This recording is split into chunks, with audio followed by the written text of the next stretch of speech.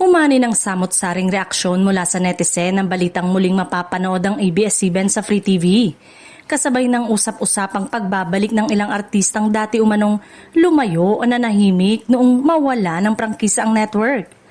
Para sa ilang netizen, tila convenient umano ang pagbabalik ng mga ito ngayon, mas malawak na muli ang maaabot ng Kapamilya Program. May mga komento sa social media na nagsasabing nasaktan daw sila para sa mga artistang nanatiling loyal sa ABS-CBN sa kabila ng kawalan ng Free TV noon. Ayon sa kanila, hindi raw patas na bumalik na lang ang iba ngayong maayos na ulit ang sitwasyon. Samantalang may mga artistang patuloy na sumusuporta kahit limitado ang exposure at oportunidad.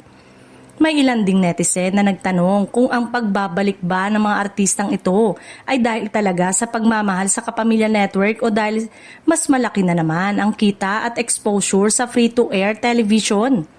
Nasaan sila nung mahirap ang ABS-CBN? Tanong ng ilang netizen na muling umingay sa comment section.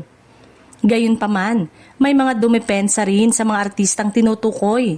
Ayon sa ilang panig, trabaho lang daw ito at natural sa isang artista ang humanap ng platform kung saan may proyekto at kabuhayan. Dagdag pa nila, hindi raw dapat husgahan ng desisyon ng mga artista dahil iba-ibang personal at profesional na pinagdadaanan ng bawat isa.